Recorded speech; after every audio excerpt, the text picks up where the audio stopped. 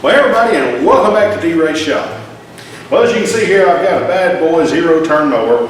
I recently retired my Craftsman riding tractor I'd had for over 18 years. One of the things I did really like about my tractor, though, that my new zero-turn does not have, is headlights. Now, even Bad Boy offers an add-on headlight accessory for those, and I've also watched a lot of the forums and things, and everybody seems to be putting headlights on theirs. There's a million different ways you can do it and a million different ways you can wire them, but I'm going to show you how I did mine, so let's get started. Now this is the lighting setup I chose to use on my Bad Boy. I went with the Harbor Freight Road Shock 8-inch.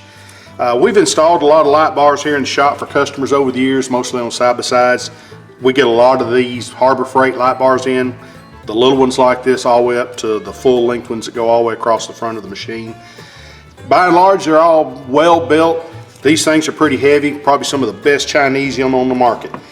Now, a consideration that you also want to think about is how you're going to mount it. Now, the light bar will come with these mounting brackets, but it doesn't really line up with anything on the mower. So here in a little bit, I'll show you how I made my brackets to adapt it to fit on the front of my machine.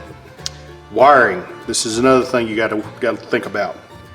If you go with the Harbor Freight wiring install kit, there's nothing wrong with it. They're fine. As a matter of fact, it's going to be exactly like this setup that I've got, except for the switch. The Harbor Freight wiring setup comes with a switch that's designed to go into a round mounting hole. So if your application does not have a place already made for a switch, which mine does, it has a blind plug on the control panel that I can pop out and just pop this switch in. If your application does not have provisions for a switch of any kind, and you don't really want to go through the trouble of cutting a rectangular hole, you can just get the Harbor Freight mounting set up. It'll have the switch that goes in a round hole, drill the hole out, pop the switch in, you're good to go. Pretty much all of these wiring harnesses that I find, they're pretty much all the same.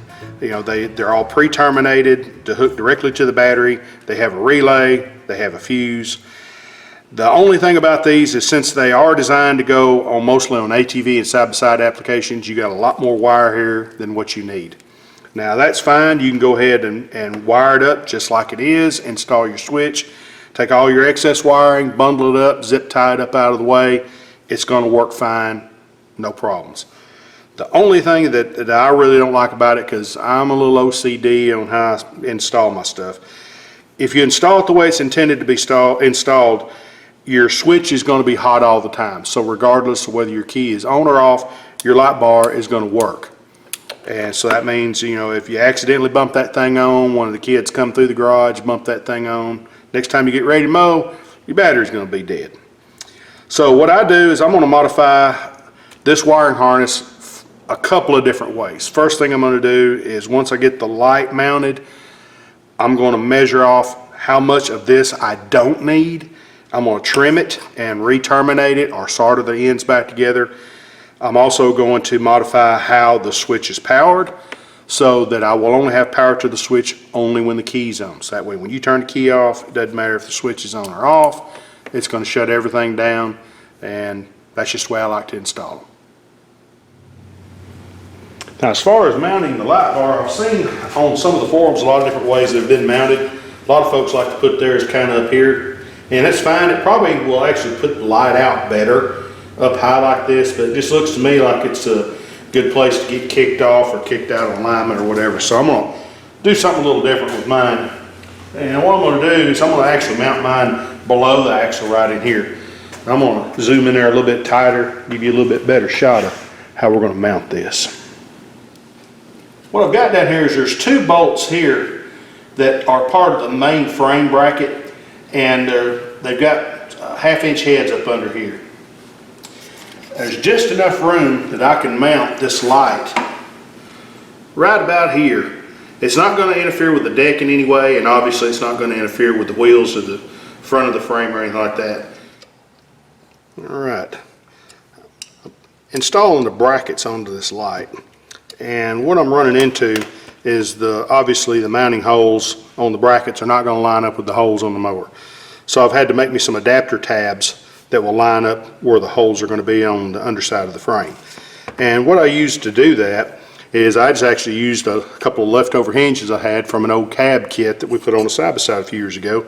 I just knocked that other pin out of the other one. The good thing about it was the actual mounting holes were right about 2 inches apart from each other, so that's going to work out great. The only thing I had to do was on the where the mounting holes go on the mower, I had to enlarge the hole a little bit, just drilled that out a little bit. It's going to work just fine.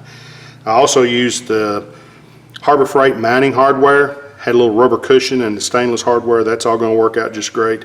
Now I've already done fitted this to the machine, but I'm not going to show you all the time and effort doing that because it's pretty straightforward. Basically, I put everything on here roughly finger tight, got up under the mower, lined up all the bolts, tightened everything down, and then I'll show you what it looks like once we get it mounted up.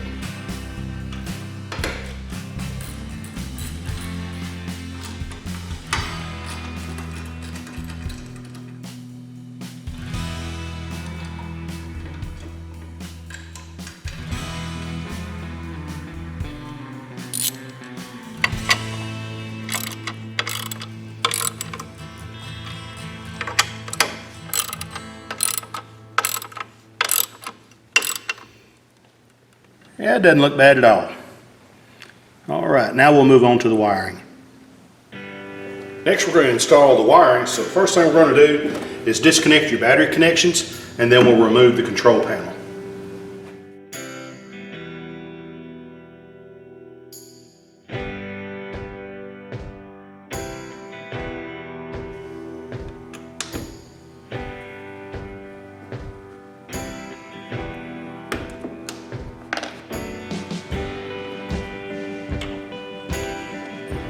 Now we'll lift that control panel out, and I'm going to go ahead and reach in from the underside and pop out this little plug. That's where our switch is going to go.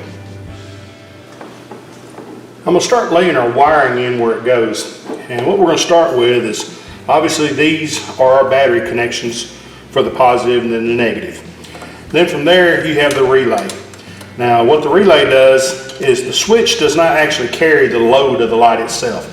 All the switch does is powers the relay. Then the relay carries the load of the light itself. So there's a little place right here where a wiring harness was zipped up. I cut that zip tie, and what I intend to do is I'm just going to mount the relay right there. So that means that our wiring for our battery is going to work because it's right here. Now this is where you start running into some problems. Now this wire right here is the one for the switch. Now all I need to do is just run right under here where the fuse box is. Then I can run straight up here to the control panel, pop my switch in, connect my wires, we're done. Well, this is how much wire comes in the kit. So obviously we got way more wire than we need there. So we're going to trim that off. Same thing with the light itself. Now from right here to where the terminal is on the little pigtail that's made on the back of the light, it's probably only about 1.5 feet. This is the wiring that goes to the light itself. See where we're going with this? Yeah, so we're going to trim all that. I'm going to lay all this out on the bench and show you how I trim it up to fit this application.